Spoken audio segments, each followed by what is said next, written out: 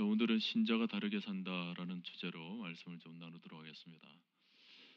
우리가 세상에 그리스도인으로 살아간다, 믿음의 삶을 살아간다. 그랬을 때 우리는 좀 부드러운 이미지를 생각하죠. 믿음의 삶이라는 것은 그냥 순하고 또 온유하고 또 양같고 또 조용히 그냥 순종하는 그런 정도 수준으로 우리가 생각하기가 쉽습니다만은 우리가 성경을 보면 하나님이 쓰시던 사람들 중에는 그런 모습으로 신앙생활을 했던 사람은 거의 찾아볼 수가 없습니다. 오히려 한 걸음 더 들어가 보면 정말 한번 붙잡으면 놓지 않는 아주 강직한 어떤 끈질김, 또 두려움이 밀려와도 물러서지 않는 어떤 용기들, 또 상황이 막혀도 억지로라도 그것을 뚫어내는 추진력, 그런 것들이 막 느껴지는 그 믿음의 삶을 살았던 성경 인물들을 우리가 대부분 보지 않습니까? 말 그대로 그들의 믿음에는 야성이 있었던 것입니다. 가끔은 우리 안에도 그런 야성이 좀 있는지 점검을 볼 필요가 있습니다. 오늘 내가 믿음 생활을 하는데 너무 순하게 어떤 면에서는 너무 부드럽게 신앙생활만 하고 있지는 않은가. 내 안에 정말 믿음의 야성, 여러 성경 인물들이 보여주고 있었던 그 믿음의 야성이라는 것이 내게도 있는가라는 것을 좀 점검해 볼 필요가 있죠. 너무 얌전하게만 믿으려고 하다 보니까 어느덧 우리의 삶에는 그 믿음의 활력이라는 것이 잃어버릴 때가 너무 많습니다. 아무것도 건드려지지 않은 삶 속에서 아무 일도 일어나지 않는 거죠. 믿음의 삶을 산다고 하는데도 믿음의 역사라는 것을 우리 삶 속에서 경험하지를 못한다는 것, 이건 좀 안타까운 일입니다. 성경 속의 믿음은 언제나 현실과 좀 부딪히고 또 사람의 시선과도 좀 부딪히고 또 때로는 불가능이라는 환경의 벽 속에서 이제 부딪히는, 그래서 늘 살아 있는 듯한, 그래서 그 속에서 막 역사가 일어나는 듯한 그런 일들이 막 일어나죠. 그게 믿음의 삶의 모습이라고 아마 익히는 알고 있습니다만은 우리의 삶은 너무나도 힘을 잃어버린 모습으로 지낼 때가 너무 많습니다. 오늘 본문에 보면 믿음의 야성이 느껴지는 그런 내용들이 나오죠. 칼날이 무서워하지도 않고 또 사자의 입을 막아 버리기도 하고 또 불의 세력을 멸하기도 하고 또 고문을 받았지만 구차히 풀려나는 것 원치 않고 또 죽는 것도 두려워하지도 않는, 그야말로 세상이 감당치 못하는 야성이 그대로 담겨져 있습니다. 여러분, 어떻게 이렇게 살 수가 있습니까? 히브리서 11장에는 이렇게 살 수 있는 유일한 것 한 가지, 바로 믿음이라는 거예요. 믿음이 있을 때 이렇게 살아갈 수가 있다.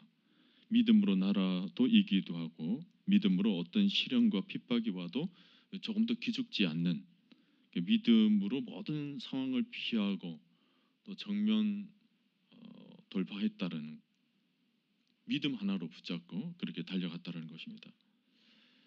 오늘도 우리가 예수를 믿는다고 하는데 정말 우리의 믿음이 살아있는 믿음인가, 이것을 좀 점검해 볼 필요가 있습니다. 우리의 믿음이 정말 힘을 발하고 있다면 어떤 상황에도 흔들림이 없겠죠. 어떤 어려움이 와도 또 어떤 시험이 와도 아마 흔들리지를 않을 겁니다. 믿음이 있으면 세상에 나아가서도 기죽지 않겠죠. 당당하게 어떤 누구를 만나더라도 그 앞에서 주눅들지도 않을 것이고, 믿음이 있다면, 살아있는 믿음이 내 안에 있다면 어떤 상황 속에서도 전혀 굴하지 않는 그런 담대함이 있을 것입니다. 그런 삶을 우리가 살아가다 보면 이제 마음에 자유가 찾아오는 거죠. 어떤 것에 짓눌리지 않기 때문에 정말 마음의 평안과 자유를 누릴 수 있게 되는 것입니다. 근데 내 안에 살아있는 믿음이라는 것이 보여지지 않을 때, 내 안에 믿음이 있기는 있는데 그게 살아있는지를 느끼지를 못할 때는 그냥 환경 속에 떠밀려가는 거예요. 물이 흐르는 대로 떠밀려가는 겁니다. 세상 풍조 따라서 그냥 휩쓸려 가는 것입니다. 그 속에서 입으로는 신자다, 입으로는 믿는다 하면서도 전혀 삶 속에서 믿음의 능력, 믿음의 힘을 전혀 경험하지 못하는, 그냥 떠밀려가는 그런 인생이 되어버리고 마는 거죠. 히브리서 11장을 보면 믿음으로 승리했던 분들의 이름이 계속 나오고 있습니다. 한두 사람이 아니에요. 보면 아벨에서부터 시작해서 에녹, 노아, 아브람, 사라, 야곱, 요셉, 모세, 라헬 계속 나옵니다. 32절에서는 기드온, 바락, 삼손, 입다, 다윗, 사무엘, 그러다가 그 뒤에는 아예 이름이 생략되고 있습니다. 32절에서 내가 무슨 말을 더하리요. 너무 할 말이 많지만 지면상 줄이겠다는 것입니다. 사람 이름 늘어놓으려고 그러면 한도 끝도 없겠지만 그런 것들은 다 줄이고 대신 그들이 어떻게 살았는지를 짧지만 아주 강력하게 기록을 해주고 있습니다. 사람 이름보다도 그들의 공통점, 그들의 살았던 모습을 이렇게 짤막하지만 아주 강력하게 보여주고 있죠. 믿음 안에서 아주 가졌던 아주 승리들, 정치적인 파워로부터의 승리, 아주 혹독한 핍박으로부터의 어떤 승리, 연약함으로부터, 또 악으로부터, 육체적인 어떤 위협으로부터, 두려움으로부터, 적대적인 세력으로부터의 어떤 승리, 모든 승리들을 얘기를 하고 있습니다. 그래서 바울은 로마서 8장 35절 이하에서 누가 우리를 그리스도의 사랑에서 끊으리요, 환난이나 공고나 박해나 기근이나 적신이나 위험이라 칼이랴, 높음이나 깊음이나 다른 어떤 피조물, 사망이나 생명이나 뭐 천사들이나 권세자들이나 현재 일이나 장래 일이나 능력이나 그 어떤 것이라도 우리를 우리 주 그리스도 예수 안에 있는 하나님의 사랑에서 끊을 수 없도다. 강력한 믿음의 힘을 선포하고 있는 것입니다. 오늘 본문도 한번 보세요, 여러분. 뭐 톱이 막 등장하고 사자가 등장하고 그 속에서 전혀 흔들림이 없고 불의 세력을 멸하기도 하고 35절 같은 데 보면 구차하게 살지를 않고 죽으면 죽으리다. 여기서 말하는 구차하게 풀려나는 것은 뭐 단순한 게 자존심 문제가 아니에요. 그들은 부활을 실제적으로 본 사람들처럼 살았습니다. 지금 눈앞에 있는 고통보다도, 지금 누릴 수 있는 어떤 안전보다도, 지금 지킬 수 있는 어떤 목숨보다도 하나님이 약속하신 그 영원한 생명을 더 크게 본 사람들이에요.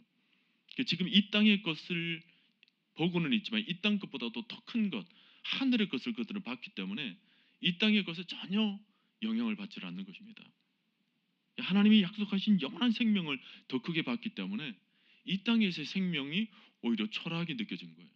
그러니까 구차하게 내가 살려고 하질 않고 죽으면 죽으리이다, 그렇게 외치며 달려갔다는 것입니다. 여러분, 이게 바로 믿음의 야성이에요.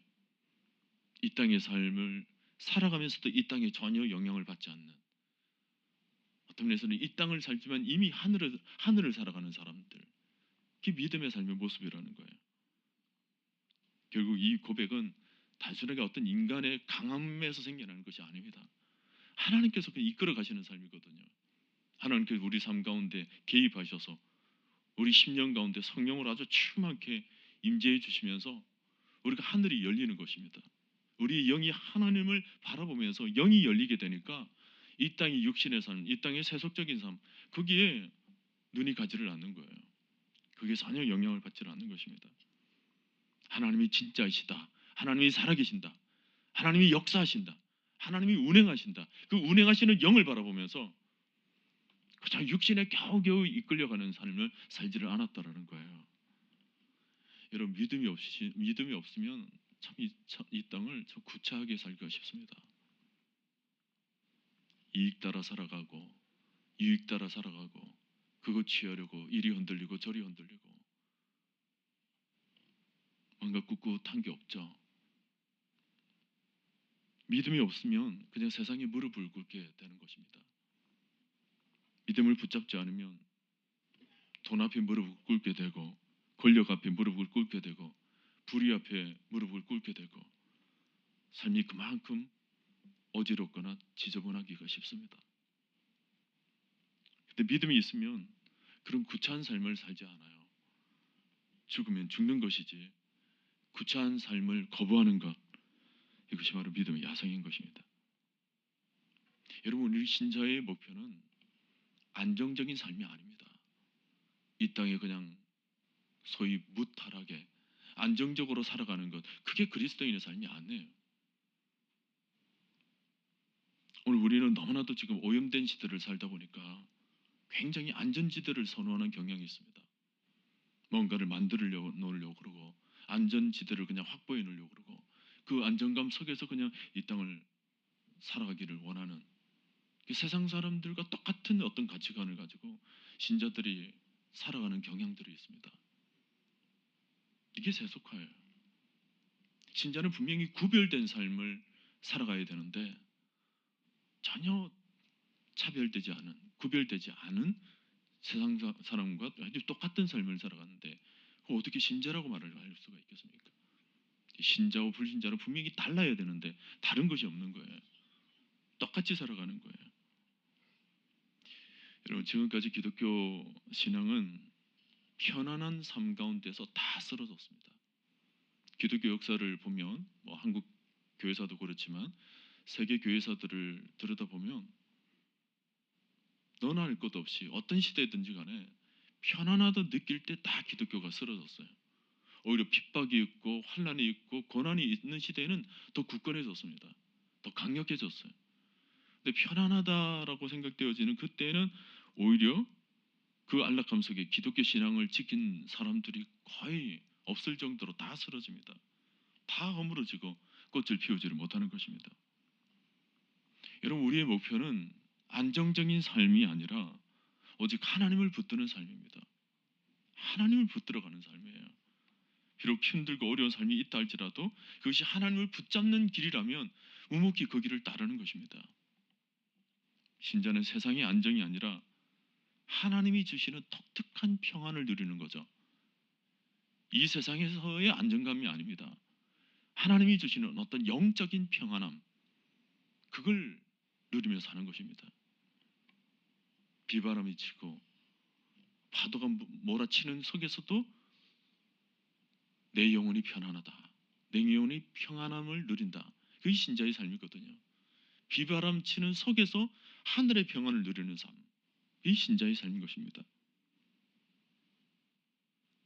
지금까지 우리 한국교회 그 선배들이 정말 보여준 모습들은 믿음의 야성이 아주 분명했다라는 거예요.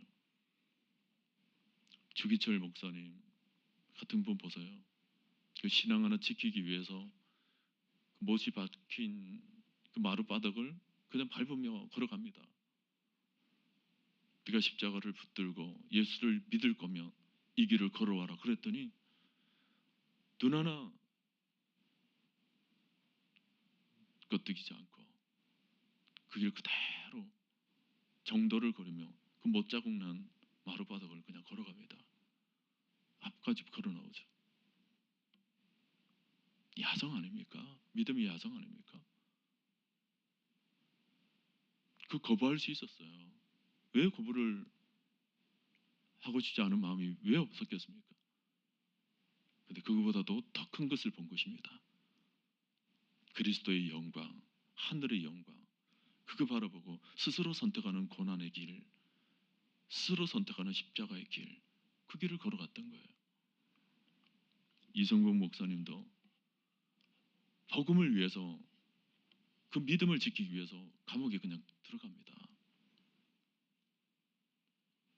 그런 분들이 우리 믿음의 성도들 굉장히 많아요. 손양은 목사님, 최곤능 목사님, 길선주 목사님, 안희숙 여사님, 방해인 장로님, 함태영 장로님, 이런 분들. 여러분 아시는 그 이기풍 선교사님도 사실은 장로님이셨거든요. 이기풍 장로님. 그런 분들을 보면 그 믿음의 야성이 막 느껴지죠. 어떤 시대적 현실 속에서 동요되지 않고 동화되지 않고 믿음의 길을 걷기 위해서 묵묵히 그 길을 따라가는 거예요. 제가 어렸을 때만 하더라도 이 나라가 참 그렇게 부유하지 않았던 것 같아요. 그래서 그 시대 속에서 믿음의 길을 걸어간다라는 것이 쉽지는 않았지만 그래도 그 길을 위해서 정도를 걸어갔던 사람들이 굉장히 많았던 것 같습니다. 어렸을 적에 제가 봤던 기성세대의 모습은 그야말로 전투적 신앙이었어요.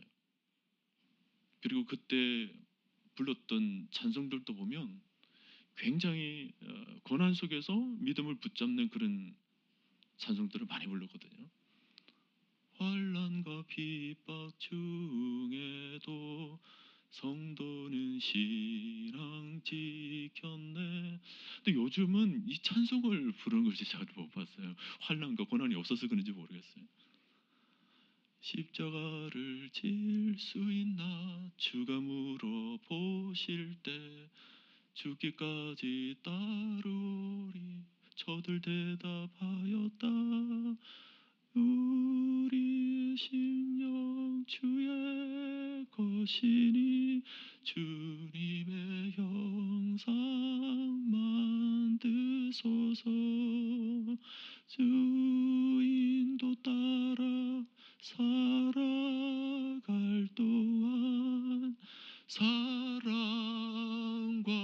충성 늘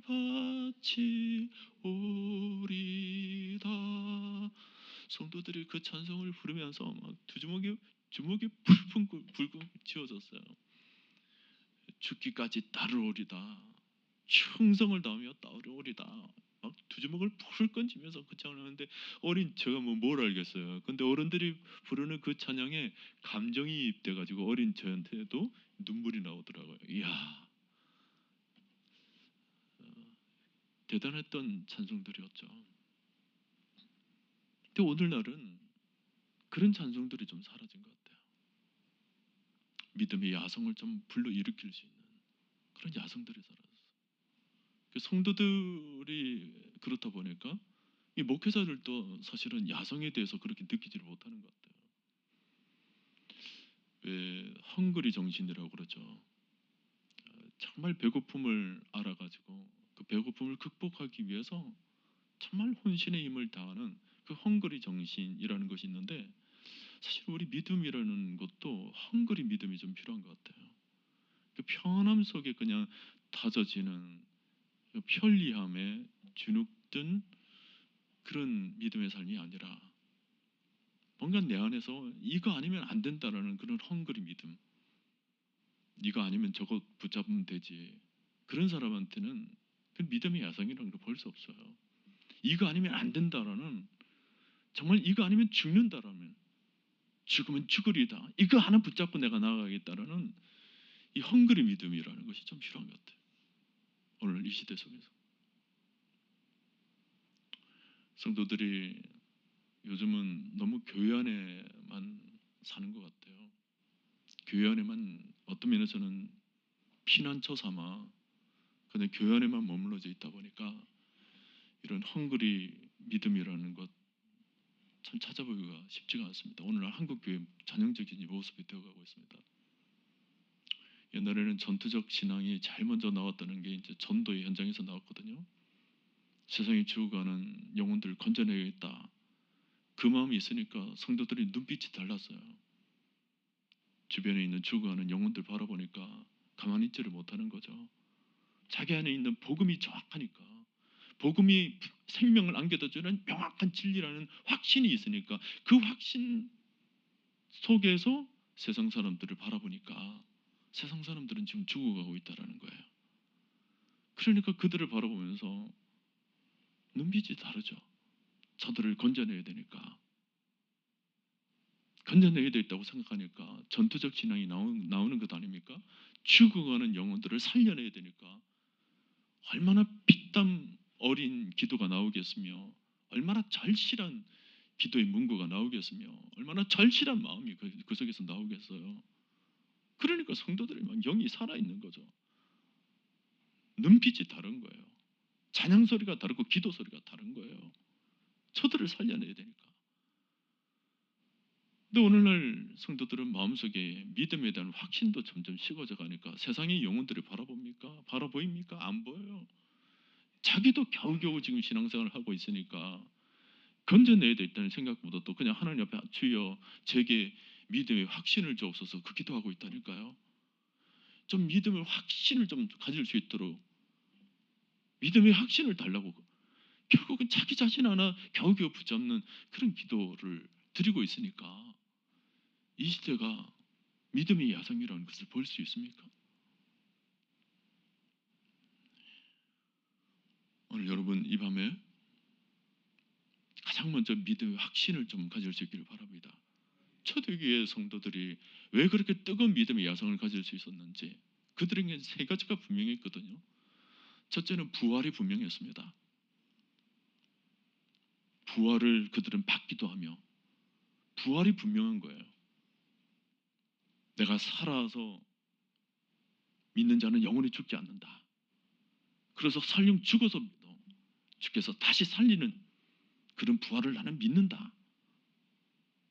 부활 신앙이 있는 거예요. 그러니까 구차히 살기를 원하지 않았다는 거죠. 죽으면 죽으리다. 왜냐하면 죽어도 사니까. 죽어도 살아나니까. 그 부활을 믿었기 때문에 죽음조차 두려워하지 않는 마음 때문에 그들은 칼날 앞에서도 멈칫거리지 않았다는 것입니다. 죽음 앞에서도 전혀 두려워하지 않았다는 거예요. 부활을 믿었다는 거예요. 오늘날 성도들은 감기만 들어도 걱정합니다. 아이고 어떡하지? 몸에 자그마한 염증만 생겨도 걱정합니다. 그럼 뭘 걱정해요?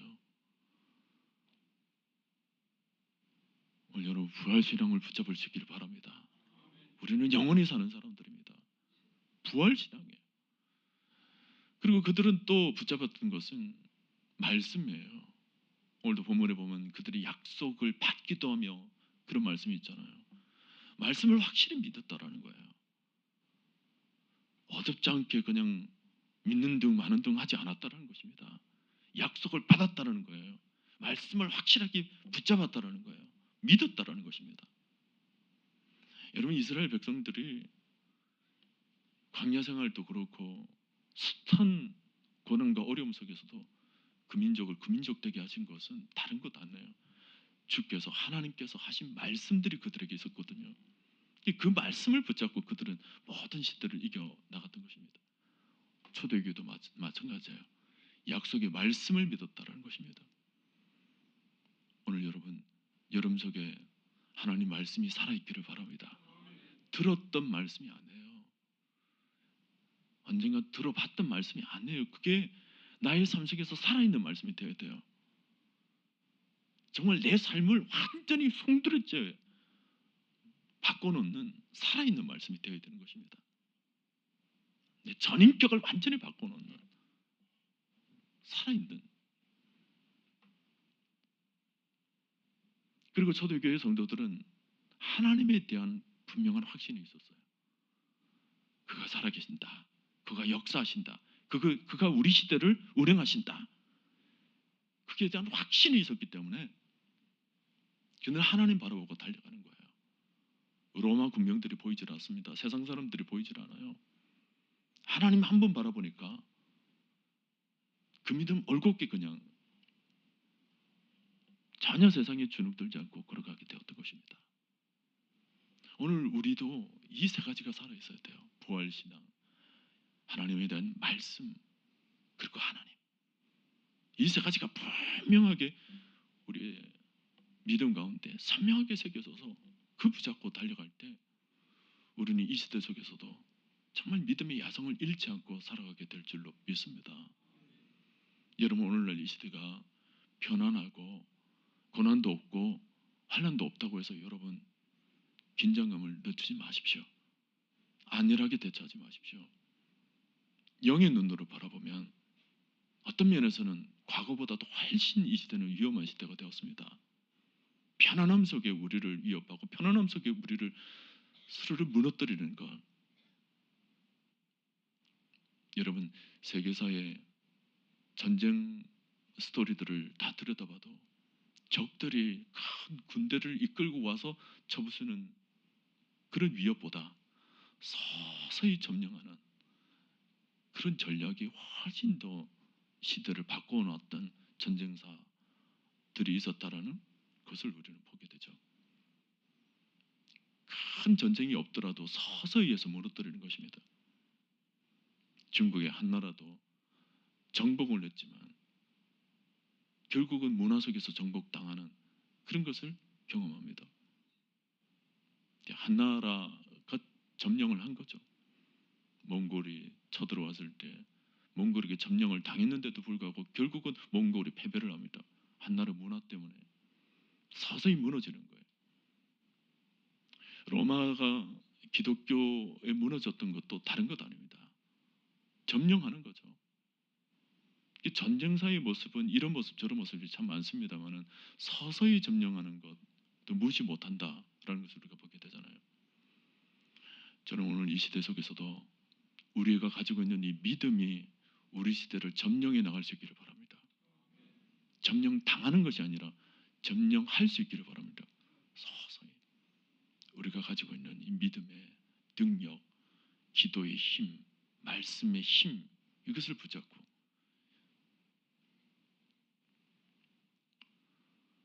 오늘날 우리 시대에 믿음의 야성을 잃게 되니까 성도들이 교회 안에서 너무 많은 일들이 일어나는 것 같아요. 우리가 싸워야 될 세력은 육이 아닌데 우리가 살아야 될 세력은 영적 세력 아닙니까? 영의 세력과 우리가 싸워야 되잖아요. 근데 그 세력, 우리가 싸워야 될 대상을 분명하게 보지를 않으니까 그 육으로 싸우는 거예요. 우리끼리 싸우는 거예요. 우리 안에서. 그러니까 교회에 어려움이 생겨나게 되는 것입니다. 우리끼리 싸우려니까 그 속에서 불평이 생겨나고 원망이 생겨나고 조롱과 비방이 생겨나고 그 성도들이 영이 살아있지 않으면 육의 전쟁을 하는 거예요. 여러분 영적인 눈을 뜨십시오. 지금 영적 세력이 우리에게 얼마나 지금 위협적으로 다가오고 있는지 모릅니다. 마지막 말세는 큰 전쟁 속에서 사실은 일어나는 게 아니에요. 열처녀 비유를 보십시오. 불현듯 신랑 되신 예수님께서 오신다는 것을 보여주고 있는 비유 아닙니까? 평안함 속에 잠잘 때 아무 일도 일어나지 않는 평안함 속에 주님께서 오신다는 것입니다. 우리 늘 깨어있는 영성이 필요한 거죠. 이 시대 속에서도 여러분 깨어있는 영성이 뭐예요? 영의 눈을 뜨는 것입니다. 육의 대상을 여러분 보지 마십시오. 영의 눈을 떠서 영적으로 여러분 보십시오. 영적으로 우리를 얼마나 위협하는 것들이 많은지, 영적으로 나를 교만하게 만드는 것들이 얼마나 많은지, 영적으로 나의 영혼을 쓰러뜨리는 것들이 얼마나 많은지, 영적으로 나의 믿음을 공격하는 것들이 얼마나 많은지, 그리고 교회 안에서도 영적으로 우리를 갈라놓는 것들이 얼마나 많은지 한번 보라고요. 쉽게 볼 수 있잖아요. 교회 안에서 사랑이 식어져 가고 그저 미움이 싹트고 용서하지를 못하고 안갚음으로 영원한 믿음을 내 안에 가지고 있다. 이미 영적인 공격을 받은 것입니다. 이미 영적인 오염을 받은 거예요. 그 속에서 우리가 신앙생활을 하다가 나중에 천국 가면 주님께서 뭐라고 하실 거예요? 너 어떻게 신앙생활을 하다 왔냐? 정말 나를 믿고 왔냐? 정말 나를 믿고 그 믿음으로 왔느냐? 물으실 것 아닙니까? 너 정말 참 믿음으로 왔느냐? 물으실 것 아닙니까? 그럴 때 우리 뭐라고 대답할 거예요? 입술로는 주님을 믿는다 하고 그래도 무사히 천국에 왔습니다.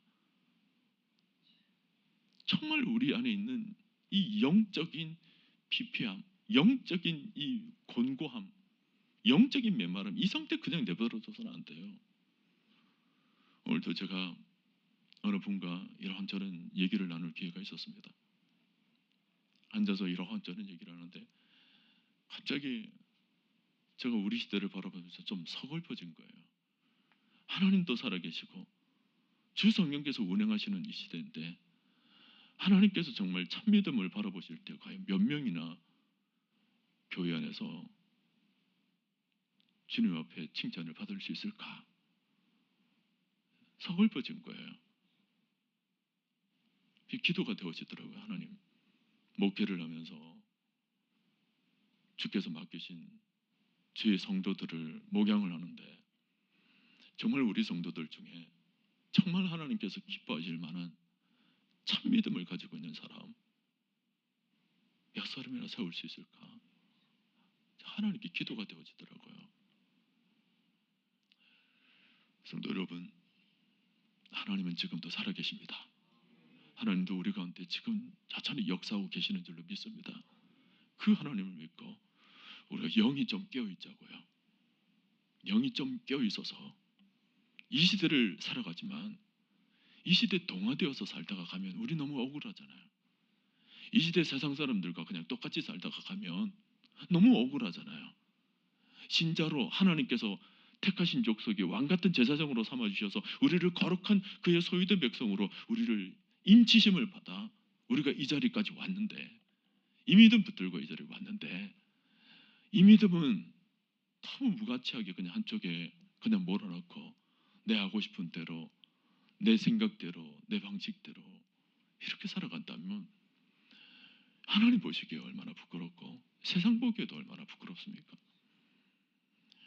저는 연말이 되면서 늘 염려 아닌 염려가 되는 것이 있습니다. 하나님께서 뭐 세워주시겠지만 그래도 염려 같은 염려가 좀 있어요. 성도들이 봉사 앞에서 무너질까 봐 늘 염려가 돼요. 왜 그렇게 안 한다 하세요? 왜 그렇게 못하겠다 얘기를 하십니까? 저는 솔직히 좀 야단치고 싶어요. 뭘 못하겠다고 그러나?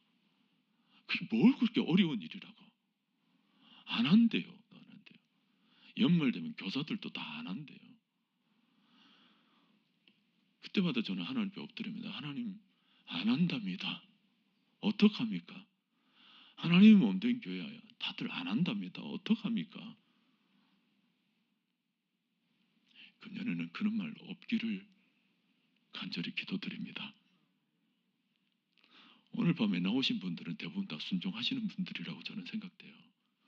사실 이 설교는 안 나오신 분들이 다 들어야 되는 건데 안타깝죠. 그러나 오늘 밤에 여러분들이 기도하면 우리 교회가 바뀌게 될 줄로 믿습니다. 여러분들이 간절히 기도를 해주세요. 성도들이 상처가 많아서 그래요. 아픔이 많아서 그래요. 상처도 많고 아픔도 많다 보니까 그거 피하고 싶은 겁니다. 그 마음 스스로 좀 달래고 싶은 겁니다. 그러니 안 하려고 그러죠. 저는 이 시대에 우리 신자들이 좀 믿음의 야성이 좀 회복되어서 죽으면 죽으리다. 죽기를 각오하는 사람이 고작 나에게 생겨난 조그만 아픔 극복 못합니까? 죽기를 각오하고 그런 찬송을 부르는 사람이 자그마한 시험 하나 극복 못합니까? 죽기를 각오하며 믿음 생활을 하겠다는 사람이 어떤 누군가의 말 한마디에 그렇게 쓰러집니까? 믿음의 야성이라는 것이 그렇게 약합니까? 주를 위해서 길을 걸어가겠다는 사람이 고작 자그마한 일에 그렇게 쓰러집니까? 오늘 이런 본문들을, 이런 성경을 보면서 우리가 어떤 생각이 드십니까? 어떤 느낌이 드십니까? 똑같은 믿음을 가지고 있는데도 나는 왜 이렇게 약한가? 라는 생각이 느껴지지 않습니까? 저는 청년 시절에 흰돌산 기도원이라는 곳에 몇 번 갔던 적이 있습니다. 여러분 아시는지 모르겠어요. 윤석전 목사님이 하시는 그 흰돌산 기도원인데, 제가 청년 시절에 우리 청년들과 같이 그 기도원에 갔던 적이 있습니다. 한 3박 4일 집회를 하는데 기본 설교 시간이 보통 한 4시간, 5시간 정도 돼요. 놀리지도 않으시죠? 상상도 못하시는 일이니까. 기본 설교 시간이 4시간, 5시간 네요.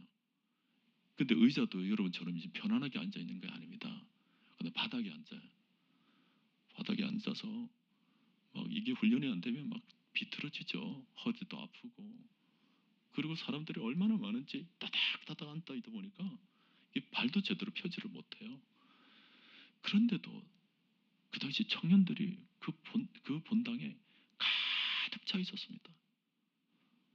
가득 차 있고, 그리고 집회 설교가 끝마치면 청년들이 기도를 하는데 쥐야 하는데 천지가 개벽될 것 같은 그런 소리가 나왔었어요.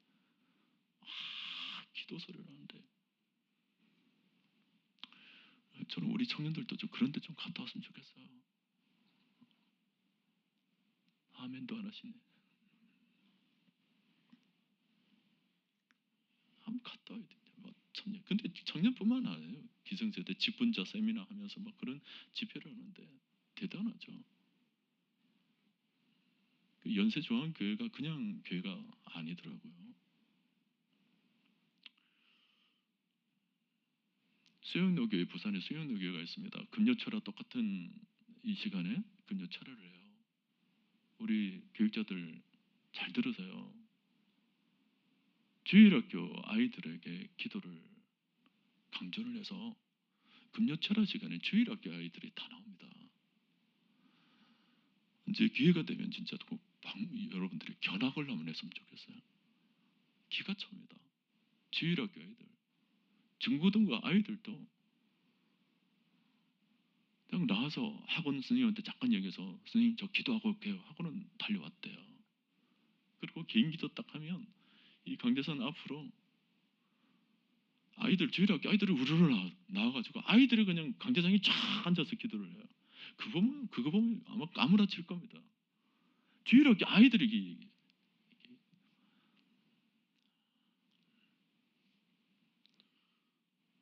그건 참 부럽죠.